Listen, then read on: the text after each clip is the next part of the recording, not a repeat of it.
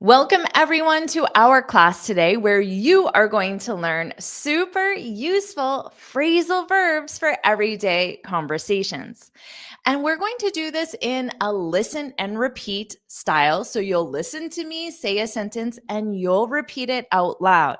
So you're going to shadow me to make sure you have correct pronunciation, natural pronunciation. So you are using these phrasal verbs correctly and you sound like a native. And I'll say it fast, like I would in everyday speech. Then I'll say it slow so we can focus on the pronunciation, talk about the meaning of the phrasal verbs, clarify any issues, and then I'll say it fast again. And make sure you repeat after me as we're doing this. Okay, so our first category, we're going to talk about giving compliments. Can you think of the last time you gave someone a compliment? Hopefully you have an idea right away. So notice that collocation, you give compliments, and you can give someone compliments or just one a compliment, a compliment. So how about this? This is a nice compliment you could say to someone. That outfit really brings out your eyes.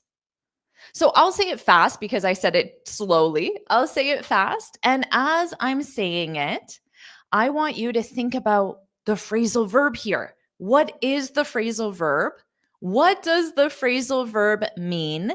Can you use that phrasal verb in an everyday example where you give someone a compliment? So put that in the comments as well. So I'll say it fast.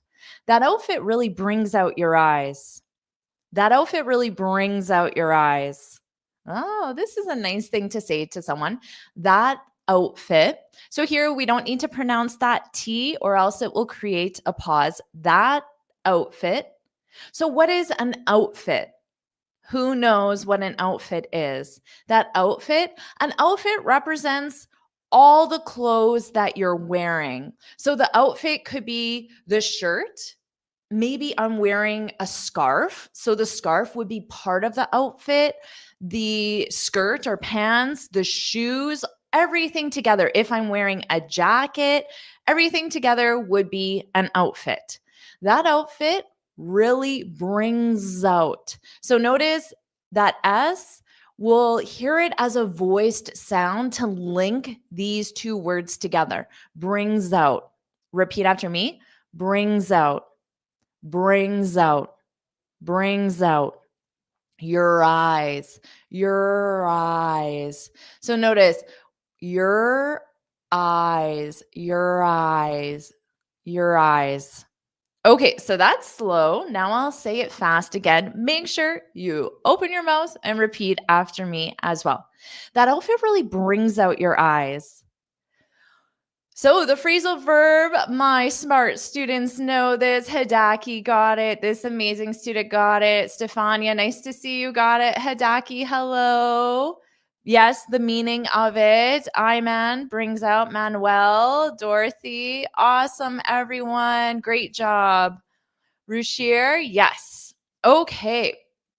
So the meaning here, to bring out, this means to emphasize, highlight, or make something more noticeable or attractive. So to be honest, right now, I don't think this dress necessarily brings out my eyes, but I notice if I'm wearing a blue or a greenish shirt, it really makes my eyes pop. The color in it, you can see the color a lot more. So it highlights and emphasizes the color. So that's what this means. So someone could say those earrings or that hat or something else really brings out your eyes. Okay. Now, can anyone think of an example sentence using this phrasal verb? Share it as well. Oh, here's a nice one. This is a nice compliment. So you can give this compliment to someone. Your outfit is very stylish, stylish. So it is current, modern, up to date, trendy, stylish. Your outfit. Remember that represents all the clothes you're wearing, not just one item of clothing. Your outfit is very stylish. That's an excellent compliment. Okay. Oh, isn't this nice? Your charm brings out a new you. Oh, I love that. Very nice. Oh, okay. Let's move on with compliments. How about this one? I'll say it fast. Listen to those pronunciation changes and then I'll explain them and think about the phrasal verb. I want to point out how well you handled that irate customer. I want to point out how well you handled that irate customer. So here I want to, because we have that T, we don't need to pronounce both of them. So it'll just sound like want to. I want to. I want to point out. So you'll hear this T sound more on the O. So it sounds like point out, point out, point out, point out. Okay, repeat after me. Point out. How well, how well. So I'll just use one W. How, and then if I'm in that position, when I open my mouth, I'll say the word well. How well you handled. Notice this just soft D sound. Handled, handled, handled. That irate customer. Who knows what irate means? To describe a customer. So if I'm in a coffee shop and I'm ordering a coffee, I'm the customer. So what does irate customer mean? Does anyone know? And the phrasal verb, yeah, got it. Very angry. So irate describes someone as very angry, furious. That's a great, word choice to mean very angry, furious. Yeah, well, if someone is very angry or furious, they're unpleasant to be around. Ah, a Karen. Does everyone know this? For some reason, I feel bad for anyone named Karen. For some reason, we call difficult people Karens. I don't know why. I feel bad for anyone named Karen. Okay, Stefania, angry, mad, yeah, furious. Great job, everyone. And the phrasal verb is, Julia got it, point out, point out. So this means I want to point out. I want to point out. This bring attention to something. So if I say, I want to point out a mistake I made, maybe there was a mistake on one of the slides. Something was spelled wrong. I can say, oh, I just want to point out a spelling error. Okay. So I'm bringing your attention to something. In this case, my error, because I want you to know that it's wrong so you don't learn it incorrectly, for example. Okay, so I want to bring to everyone's attention how well you handled that irate customer. All right, so try an example sentence as well, and I'll say it fast and you can repeat after me. I want to point out how well you handled that irate customer. Yeah, George said, I want to point out your new hairstyle. Exactly. So bring attention to my new hairstyle or whoever's new hairstyle it is. Very nicely done. Her colleague pointed out her mistakes in front of everyone. Yeah. So in this case, sometimes you don't want to point things out. You don't want to bring attention to someone's mistakes. All right. Yeah, to notice, you can think of it as that, Ahmed. Very good. Excellent job, everyone. How about this? Remember the category of compliments. This is more of an indirect compliment. Notice it's as a question. I'll say it fast. Who came up with this great idea?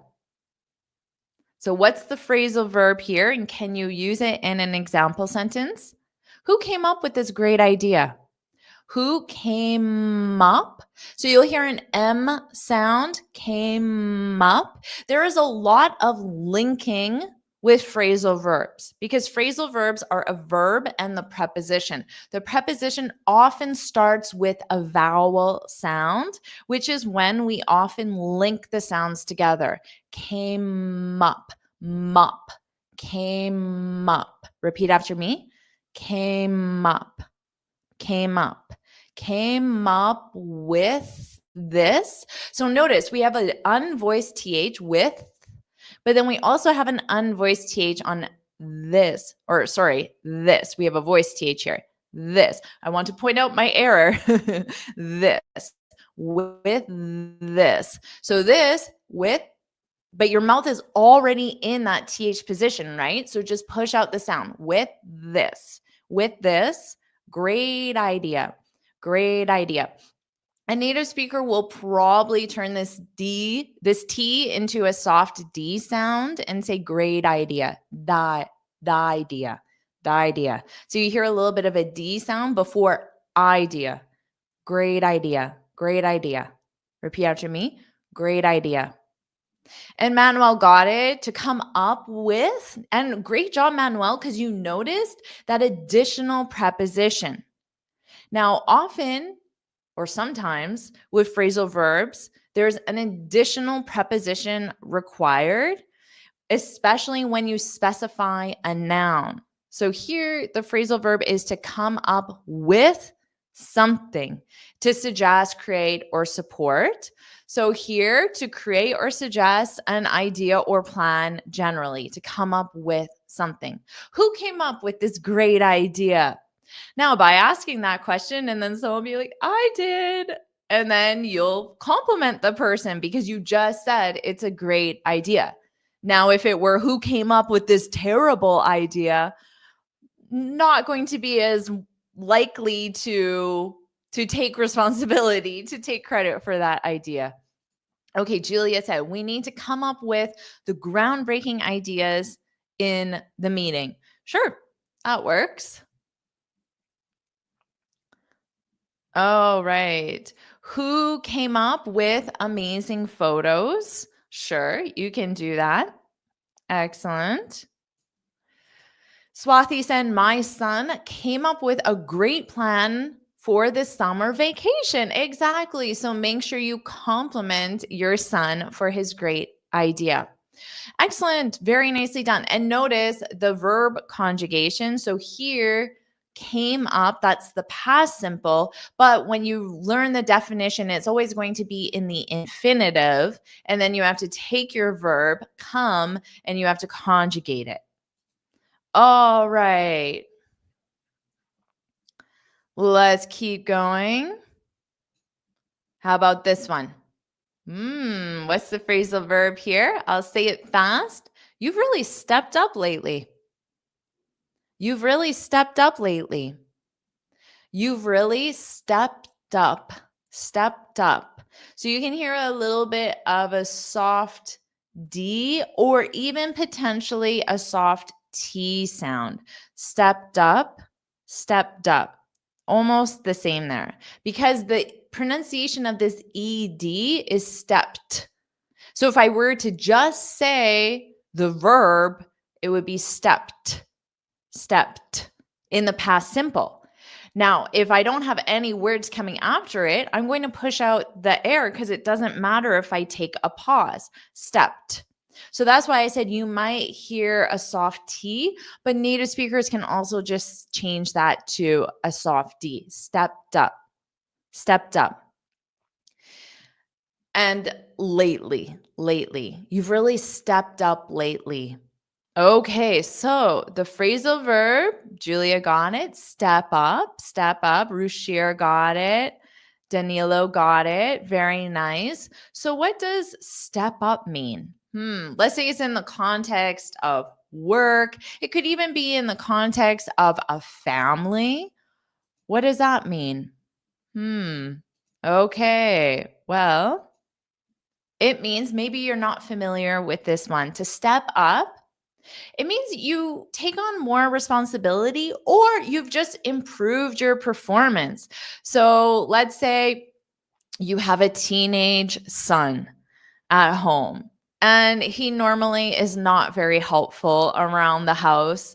But then lately, you've noticed he's been doing chores, helping his little sister with her homework. He's just been overall more pleasant. Maybe he has a new girlfriend, and that's why. You could say to your son, wow, you've really stepped up. You really stepped up. So he's improved his performance, and perhaps he's also taken on more responsibility, even though it's more of an informal way, just doing things around the house. So if you volunteer, for example, or if you're just more helpful, you could use that. Okay, and Manuel, let's see, you gave an example sentence. I stepped up when the teacher applied for a voluntary. I'm not sure what this means. So, when the teacher applied for a voluntary, I think you mean when the teacher asked for a volunteer. A volunteer is someone who it's not their responsibility to do something, but they just say, I'll do it. And then they don't expect any compensation for that. I'll do it. Now the teacher asked for a volunteer. So if you step up, Manuel, it means that you accept that responsibility. Oh, right. How about this one? Gada said, when the manager was sick, John stepped up and took charge of the team. Exactly, exactly. So John assumed responsibility. He took on more responsibility. Very nicely done. That's a great example. Okay, that's a great one. I'll say it one more time. You can open your mouth, repeat after me. You've really stepped up lately. Now, notice this verb conjugation is in the present perfect, but lately suggests that the action started in the past and continues until now. But certain verbs do not take a continuation form, a progressive form. So you wouldn't put this in the present perfect continuous, but it has the same meaning. FC said, I stepped up when my colleague resigned last week. Exactly. So now you're taking on more responsibility, or maybe you just have to improve your skills because you have to now do the job of your colleague who resigned. Very good. Excellent job, everyone. All right. Now, if you want to step up your fluency and confidence, I have this free speaking guide. I share 6 tips on how to speak English fluently and confidently. You can just get it from my website. It's absolutely free. Just enter your name and email, and it will be emailed to you. You can download it onto your computer. You can print it off like I've done as well. And also, if you're enjoying this lesson, make sure you like it, subscribe so you're notified the next time I go live, and put yes, yes, yes in the comments so I know you're getting value from this. I know you like this lesson. So I keep making these lessons for you as well. All right. And anonymous using phrasal verbs is exactly the way to sound more like a native. And I'm teaching you full phrases that natives commonly use. So just using these phrases will absolutely help you do that. And that's why we're also focusing on pronunciation, because if you're learning these phrases, but your pronunciation isn't correct, or you're just not saying it naturally, you won't sound like a native. All right. It seems like we have a consensus. People like the lesson. Woohoo. I am so glad. All right. Well, let's keep going. Let's keep going. Okay. Now, let's say the category is you're at a party. Can anyone brainstorm some phrasal verbs you might commonly use at a party? Just put an example in the sentence. Okay, here we go. Here, I'll say it fast. What's the phrasal verb here? Anya always puts on great parties. Anya always puts on great parties. Anya always. So here we have her name ends in an A, but then the next sound starts in an A. Anya always. So Anya always. You might hear a little y sound to glide between these two. Anya always. Or if connecting sounds is ever difficult for you, you can use just a pause and say, Anya, always. And just have a pause there. Anya always puts on, puts on.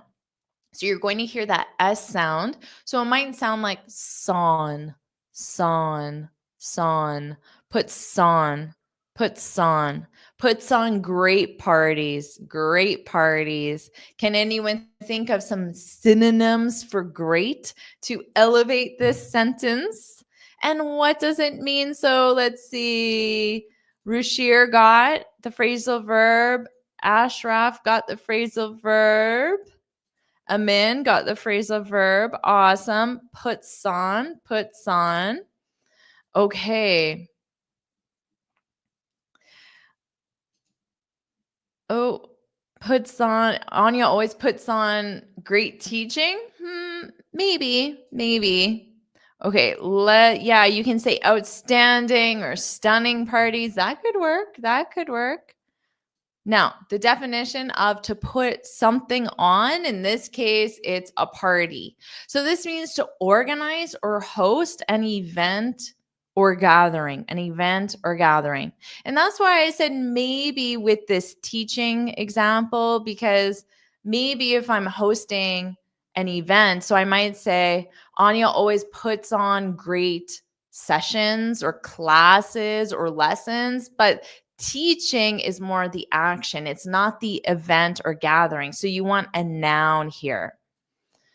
Okay. Yeah, that's great advice, MD. If you want to sound like a native speaker, you have to imitate native speakers. Exactly. And that's what we're doing here. And Sarah, absolutely amazing parties, fantastic parties, awesome parties, incredible parties. Those are just ones that came to my mind. Yeah, so this one, you can think of the live streams, what I'm doing now. This is an event. So you can absolutely say, Jennifer always puts on stunning live streams because I'm organizing or hosting this live stream. Okay, very nice. That's a great example. All right, so this is a great phrasal verb. Now, of course, remember phrasal verbs have different meanings. It depends on context because to put on also means to well, I don't know another way of saying it without put on. So to have a piece of clothing on your body is also to put on, or you can put on rings or makeup or earrings, things like that. So in this case, it's a totally different meaning. So phrasal verbs often have many different meanings. Just learn them based on context, which is what we're doing now. This is a great one, Gata. The school is putting on a play next week. Yeah, so they're organizing, hosting a play. Now, the play is the event. So you put on an event, a party, a play, a class. You want a noun. A noun. All right. Awesome job, everyone. I'll say this one more time so you can focus on my pronunciation. Anya always puts on great parties. So just if I were to recommend one thing, practice that puts on, puts on, puts on. Having that linking sound will instantly make you sound more natural. How about this one? Oh, this is a great question. Do we need to dress? Uh-oh, I noticed a typo here. Unfortunately, I can't edit this. So let me put, I'm writing it because there's a typo. Does anyone know what the typo is before I say enter? Okay, so do not look at the screen. I want to point out that there's a typo. Okay, so this is the correct one. Do we need to dress up for Anya's party? So the mistake is having the ED on the verb dress. Unfortunately, I can't edit this. I don't think I can, at least, no. Okay, so I'll say it again. Do we need to dress up for Anya's party? Now I'll say it slowly and we can focus on the pronunciation. Do we need to, need to. So your mouth is in that D position and then you open it up for the T, but don't pronounce it. You can pronounce it as to, or you can also do ta, because the next word is the verb. So it's a preposition here. Do we need to dress up? Dress up. So remember, this ed is not here. Dress up. So again, you'll hear that sup, dress up for Anya's party. Now, for can become a very unstressed for Anya's party. Do we need to dress up for Anya's party? So what's the question here? What's the phrasal verb? Yeah, dress up. It's not just wear. Dress is to put on clothing, to wear clothing. But dress up is the phrasal verb. Yeah, to wear fancy clothing or formal clothing. Okay, so yes, to dress up, to dress up. Okay, so to dress up, this is to wear formal, special, or fancier than normal clothing. So yes, I'm wearing a dress. You can't really tell. It might just look like a shirt. I'm wearing a dress, but I'm not dressed up because this is a normal item of clothing. If I were to go to a more formal dinner or party or event, I would not wear this dress. I would choose a fancier, a nicer dress. So for men, dressing up often involves wearing a suit and maybe a tie. That would be dressing up for men usually. Okay, so AK said she dressed up in a pink gown. Gown is another word for dress, like a dress, not the verb to dress, a dress, but a gown is a very beautiful, fancy dress. So I always think of proms, weddings, those are gowns. This is not a gown. She dressed up in a pink gown for her friend's wedding. Excellent, excellent. Ruslan said, I have to dress up for a party. Exactly. It's possible that you have to dress up for work every day. If you have to wear formal clothes, if you have to wear a suit and tie for work, well, that's not what you normally wear. So you dress up for work, potentially. Okay. Let's keep going, everyone. How about this one? Remember, this is in the context of a party. So maybe it's someone's birthday and the present as in the gift. Okay, I'll say it fast. The present won't be expensive if everyone chips in. What's the phrasal verb here? What does it mean? The present won't be expensive if everyone chips in. The present won't be. So this T here, I'll just have it as a flat T. Won't be expensive. Be expensive. So we have this double E. So when I say be, I'm just going to keep going with the word expensive. Be expensive if. So you can hold out that V sound and connect it to the if. Expensive if everyone. So I might hear a little bit of that F sound on everyone. If everyone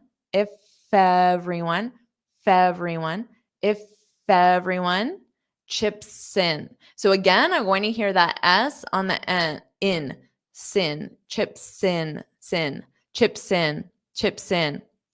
Okay, so what's the phrasal verb? Chips in. Businesswoman wants to know what it means. Chips in. Yeah. Pitch in, contribute. Keep this phrasal verb in mind. Contribute, chips in. Yeah, everyone got the phrasal verb. Yeah, so in this context, if you have the present, let's say it's a beautiful gown. A beautiful gown is the present, and it costs $500. And there are 10 people. Well, then everyone would chip in $50 to pay for the gown. So you share the cost. It doesn't have to be even. Some people might chip in more money, other people less money. So it does not have to be evenly divided. It's just people contribute. Okay, to chip in, to contribute money. Now, notice you can also contribute effort, and it's towards a shared goal. So, in this case, the shared goal is getting a present for Anya. Now, maybe the shared goal is cleaning the garage or cleaning the basement, and it's a big job. So, if everyone chips in, if everyone in the family contributes their effort, you'll be able to clean the garage faster, right? So it doesn't have to be money, it can also be effort. And yes, a tuxedo, Tux, tuxedo. And as often for short form is just tux, tuxedo, tux. Then that is definitely dressing up, dressing up. Very nice example. Okay. Yes, there we go. That's the spelling. Tuxedo, tuxedo. Very nice. Okay, let's keep going. Yeah, this is a great one, Swathi. The trip to Hawaii. You can just say to Hawaii. You don't have to say Hawaii Island. It's just Hawaii is the name. The trip to Hawaii will be cheaper if everyone chips in. Now, Hawaii has many islands, and all those islands have names to them. But just for the country, you can just say Hawaii. Okay. Everyone had to chip in to complete the project. Exactly, exactly. Let's keep going.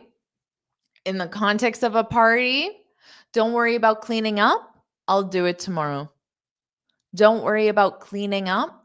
Cleaning up. So you can hold out that sound, cleaning up, and have it on the up. It's not a requirement. It's just something that native speakers do. Cleaning up, cleaning up. Worry about. So you might hear this Y sound glide to the about. Don't worry about. Worry about. Worry about. Don't worry about cleaning up. I'll do it tomorrow. So the it represents cleaning up. So I'll do it, do it. You'll hear a W sound because we need a sound to glide between do and it. Otherwise, you have to take a pause. So do it, do it, do it. You'll hear that W sound. And don't worry, this is in the imperative because the negative imperative, because I'm giving it as an instruction to you. Don't worry. Don't worry about it. Don't worry about it. Don't worry about cleaning up. I'll do it tomorrow. So maybe some of Anya's friends are staying after the party and they start washing dishes or sweeping or taking out the garbage. And then Anya says, don't worry about cleaning up. I'll do it tomorrow. But then someone else says, if we all chip in, we can clean up faster, for example. Okay, so to clean up. This is the same meaning as clean, but native speakers, when we use clean up, we often use it for a specific mess or a specific area. So if I say, I need to clean my apartment or clean my room, it means the entire area. So it's more general to use the verb clean. So it means in total, in general. But if I say, I need to clean up, I'm talking about a specific mess I made. So maybe I just made dinner. So now there's the dishes for dinner. There's the spills on the counter. So I have to clean up the specific mess. Or after the kids play in the living room, I have to clean up after the kids. So I'm not cleaning in general. I'm just cleaning the specific mess they made. So generally, that's how native speakers use the difference between clean and clean up. Okay. Here's an example. You need to clean up your room before I get back. Exactly. Exactly. Very nice. We cleaned up the whole house after having the family party. Exactly. Very nicely done. Okay. Now, how about this one? We'll move on and we'll go to the grocery store. So, what phrasal verbs would you think of using when you're at a grocery store? Can you think of any? So, put an example sentence down if you'd like. I have to clean up the crumbs, not crumbles, the crumbs. So if you eat a sandwich, the small little pieces from the bread, those are considered crumbs. Or if you're eating a bag of chips, the small little pieces that fall, crumbs.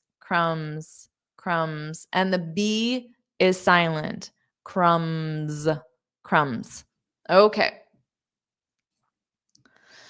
Pick up. That's a great phrasal verb to use at a grocery store. Drop in, look around. Exactly.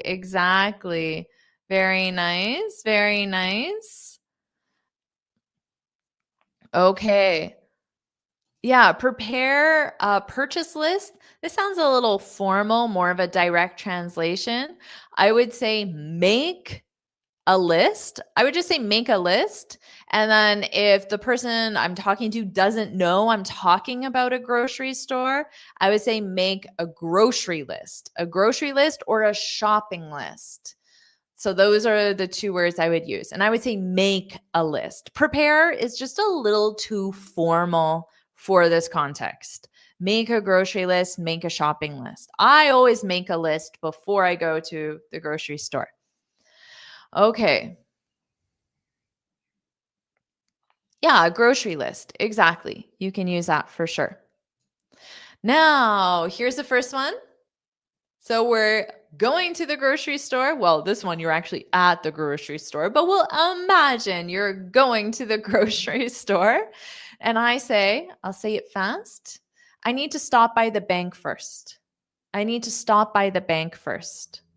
I need to stop by the bank first. I need to stop.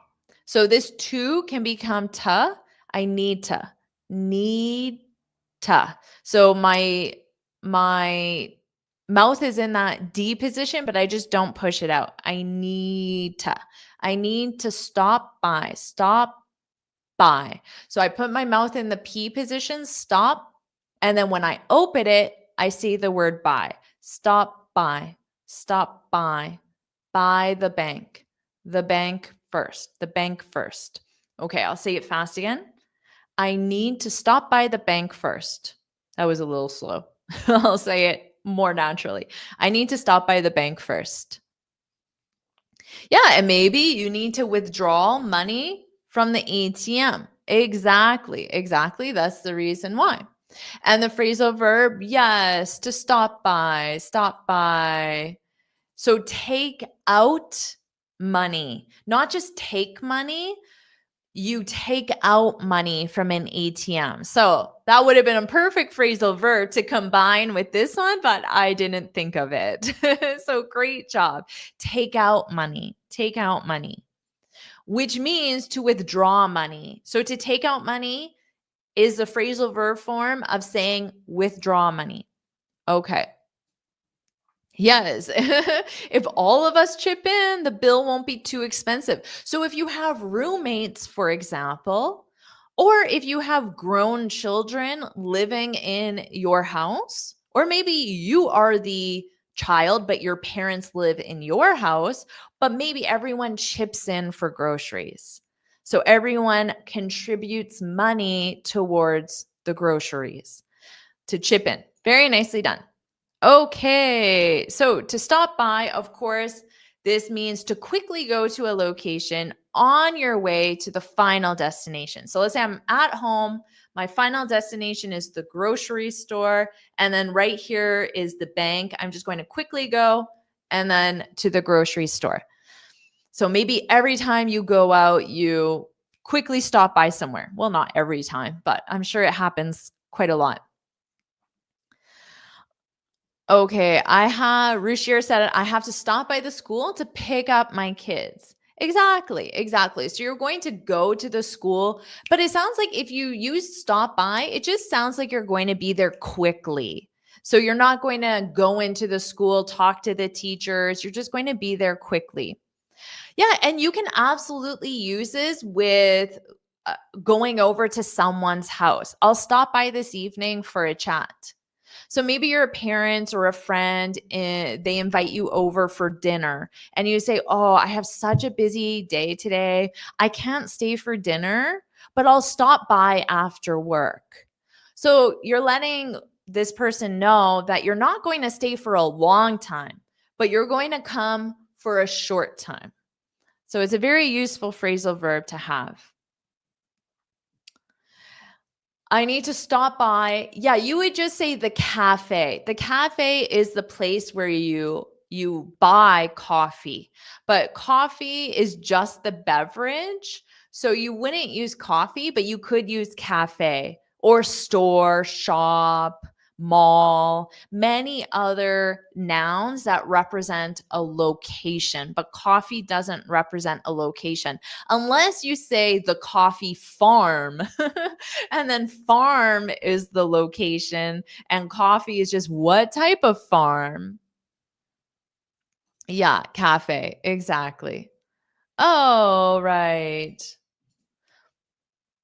ATM. Yeah. So what is the acronym? Automated teller machine. But nobody calls it that. See, I didn't even know what it was. I had to think about it. It's just the little machine outside of banks. It's also you can find them in malls, convenience stores, sometimes even just the side of the road where you put in your bank card and you either deposit money or withdraw money. So that's the ATM. It's the small machine. Okay. All right, everyone. Awesome. How about this one? Remember, okay, so now we're at the grocery store. Can you put these onions back? I took too many. What's the phrasal verb? Can you put these onions back? I took too many. All right. There's a minor typo here. Technically, this is a question. So instead of a period, technically there should be a question mark. So if you wanted to point that out, Jennifer, I think you made another typo. You can do that. Can you put these onions back? So, what's the phrasal verb? Now, let's talk about the pronunciation of this vegetable because I hear a lot of interesting pronunciations here. Notice how I say it. I'll say it slowly. Onions. Ung, ung. So, it's not, ignore the spelling. It's very different. Ung, ung. Like the word young. She's young. Jennifer, you look so young. Oh, thank you. Young. So you take that sound. Yin. And then it's a yin. Yin and yang. Yin and yang. It's yin. Onion. Onion. I hear a lot of weird pronunciations. Onion. Onion. And then there's an S. Onions. Onions. So can you put these onions back? You might hear a little bit of an S sound in front of onions because these ends on an S sound. These onions, these onions, these onions back. I took too many. I took too many. Okay. So yeah, return, return. Return the onions, put back, return. Yeah. Now, technically, this is interesting. And sometimes I even write return back, but technically, the word back is redundant because return means go back. So if you use the verb go back, but with just return, it means go back. So you don't need to say back with return. Just a fun fact because I sometimes use that as well. And then I realize, oh, I don't need to say back. Okay. Yeah. And I think this precision is important because it's to return to its place, to its original location. So if I'm going to check out and then I turn to my son or husband or friend, roommate, and say, can you put these onions back? They're going to take the onions and then find where they came from and place them in the original location. Okay. Julia, I need to put these snacks back on the shelf. On the shelf. Yes, exactly. So if this is the shelf, we use the preposition on for a surface. So you're putting the snacks on the shelf, on the shelf. Can you put your jacket back?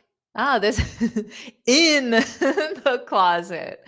On a shelf, in a closet, because a closet is considered an enclosed space. So it's in the closet.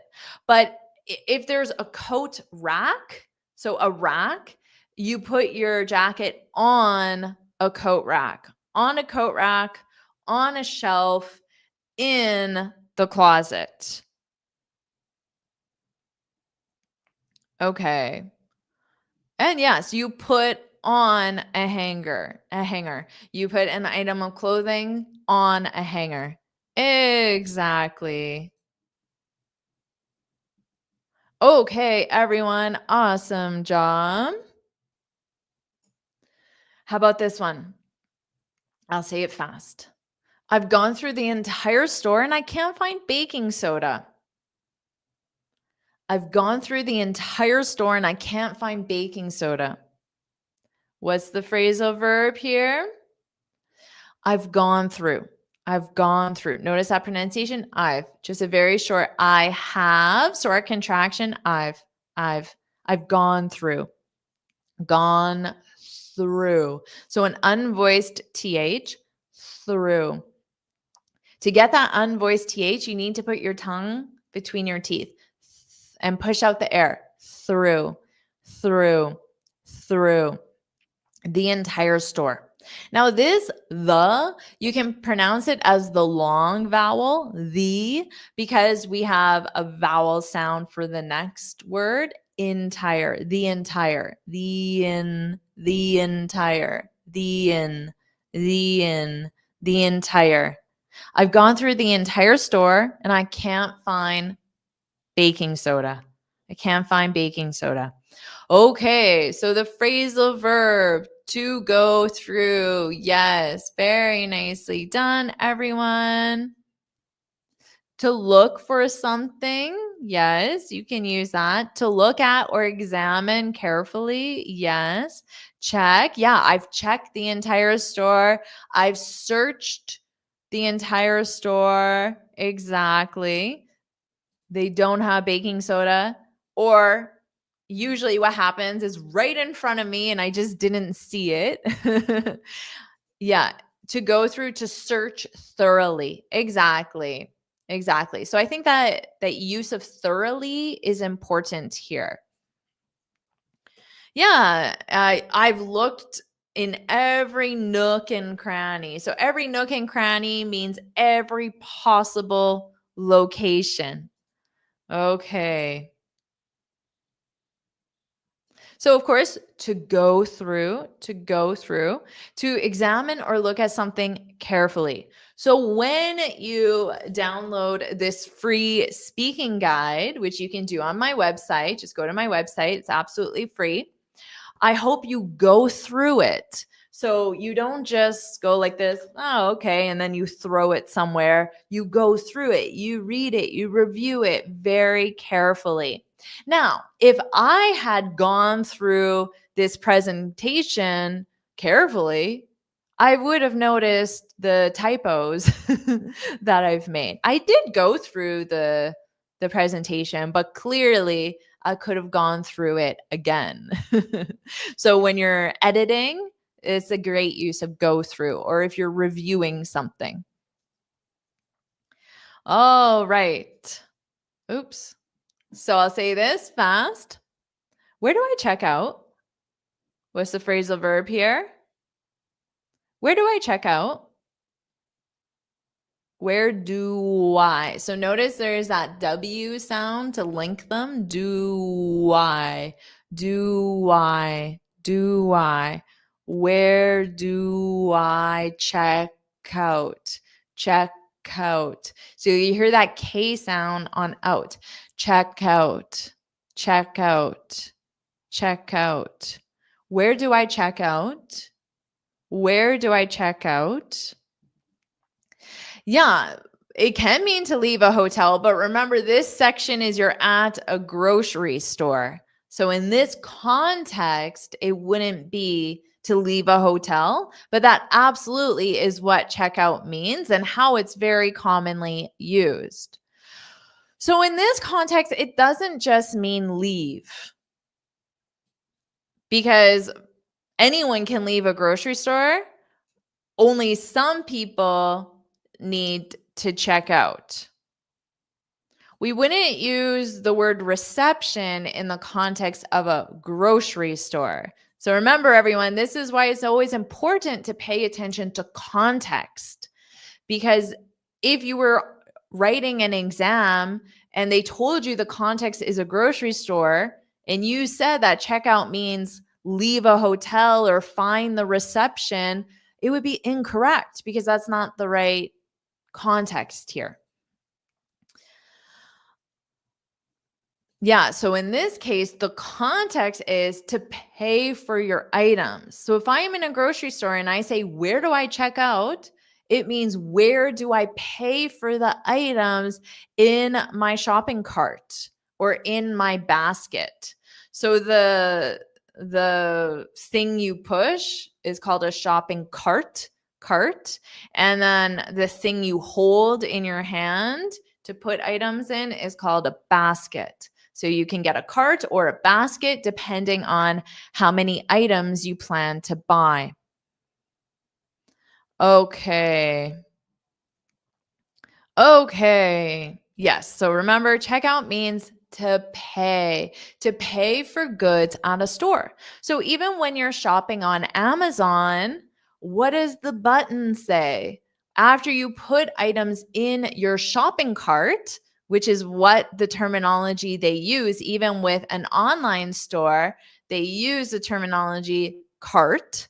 So you put items in your cart, and then there'll be a button that says check out. So when you press that button, you're going to see the total you owe for your items. And then it will show you what items are in your shopping cart as well. And then you enter your credit card information and you click the button.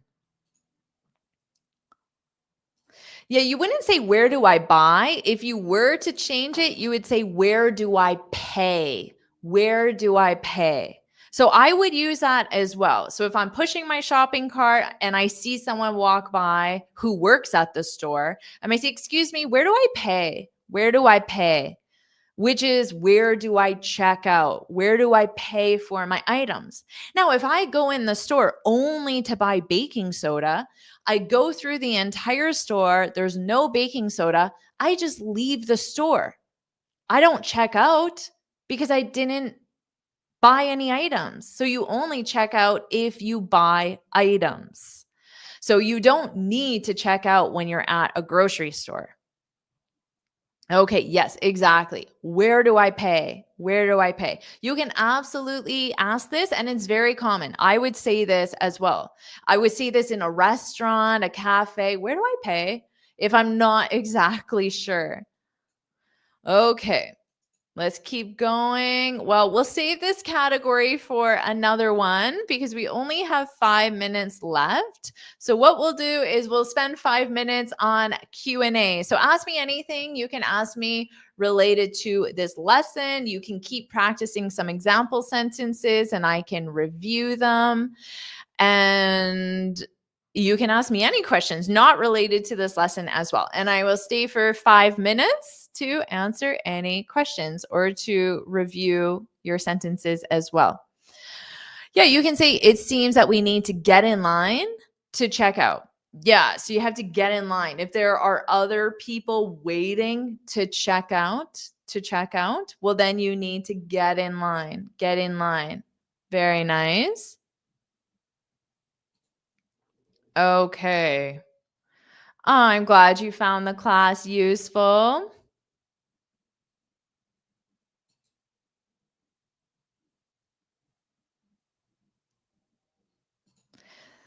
Okay. Ferdavis said, how to learn to speak English in an environment where English is not spoken at all outside.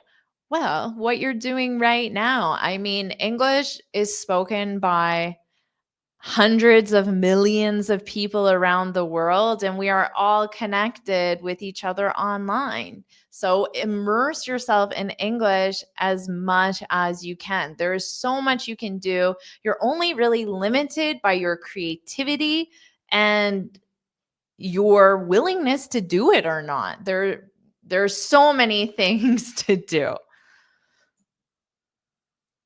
I do not offer one-on-one classes. No, I do not offer one-on-one classes. However, I do offer personalized support to all my students in the Finally Fluent Academy. So I review my students' practice exercise. I answer their questions. We work very directly together, even though it is not one-on-one. It's the only way that you get direct access to me. And you can learn more on my website. Checkout is more popular than payout. Payout is not used. Okay, so where do I pay? Not where do I pay out? Where do I check out? Where do I pay?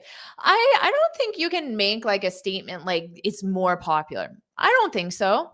I think they're both very commonly used. It depends on the context you're in. If you're in a hotel, absolutely the standard is checkout. That term is just what you use in a hotel. In a grocery store, I would say, where do I pay? Where do I check out? I would probably use both of them about equally. Ismay, yes, of course, I will make more lessons on grammar. However, I do have many lessons on grammar already. If you go to my YouTube channel, if you go to the playlist section, there is a playlist. There's beginner grammar and advanced grammar. So you can review both of those playlists to focus specifically on grammar.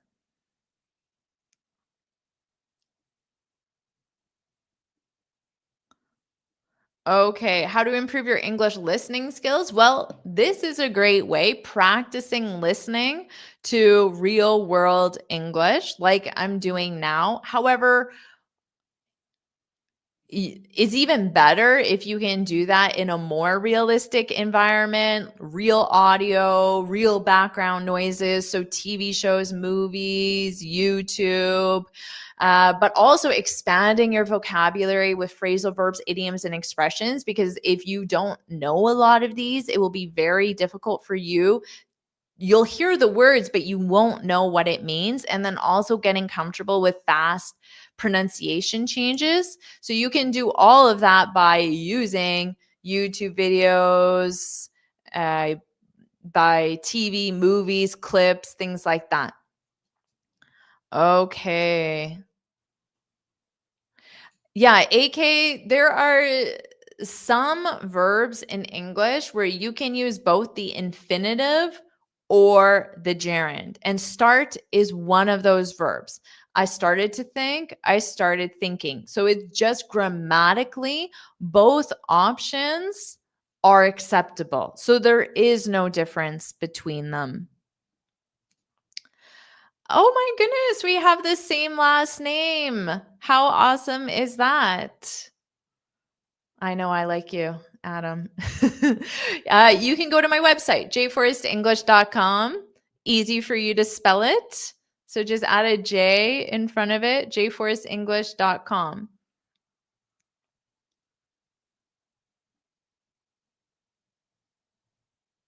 Okay. They're very similar. Tidy up, the focus is more on arranging things. So let's say my office is always very tidy. Like those pillows are always in the exact position they're in. So let's say I just throw the pillows in the air. I might say, oh, I need to tidy up. So I have to put the pillows in the specific order or location. So it's more about arranging things in so they look organized, but clean is about removing dirt. Removing dirt. Okay, so that's basically the difference. But sometimes, if a native speaker says, I need to tidy up, I need to clean up, sometimes there could be no difference between them, but that is the technical difference between them. Memorizing new vocabulary. Your brain is not designed to permanently memorize things that it has been exposed to once. Why? Because every day you are exposed to hundreds of things one time. Seeing something once, your brain is not going to say, this is important, I should remember it. Okay. So in order to memorize anything, you need repetition, repetition, repetition. That is the way our brains are designed. Now, you can get repetition in many different ways. You can recall information, which is like using flashcards, very effective.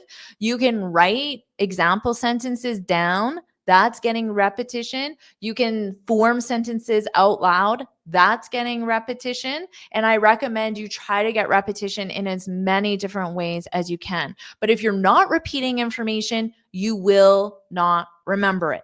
Just think about when you go to a party and if 5 people say, hi, my name is, do you think you're going to remember those 5 names at the end of the night, tomorrow, next week, if you don't repeat those names? No, you will not remember it. So you have to get lots of repetition. Okay. Okay, everyone, this is the end of our time together. The next class will be next Tuesday at 8 o'clock Eastern time. Okay, so just put that in your or ask Google or ChatGPT what that is in your time zone. To enroll in the academy, just go to my website, click on Finally Fluent Academy. All the information is there. Every possible question you could have is on the website, and then you just click the form and you enroll. It will take you 2 minutes and then you'll be in. All right, everyone. Thank you so much for spending this time with me today. Don't forget to download this free speaking guide. It's absolutely free. You can get it from my website. You just enter your name and email, and it will be emailed to you. And you should go through it, which means review it thoroughly, because my best advice is in here. And if you like this lesson, make sure you like it. It does support my channel. And also subscribe so you're notified every time I post new lessons, every time I go live, and put yes, yes, yes if you like the lesson. I only do the live lessons like we're doing now. This is in real time. It's live. I only do live lessons on Tuesday, but I post long form lessons on my channel Monday through Friday. But if you're subscribed, YouTube will tell you. If you're subscribed and you turn on notifications, YouTube will tell you. All right, Hidaki likes the lesson. Woohoo, woohoo. Yes, yes, yes. Awesome job. I'm so glad everyone enjoyed it and everyone did such a great job participating as well. Thank you, Dorothy. Sophania, you can download it from my website. Like I said, you're very welcome. Bye, Ahmed, Adele. And you're very welcome. All right, Horatio liked it. Awesome, George, businesswoman, Comet. Awesome, everyone. I will see all of you next time. Bye.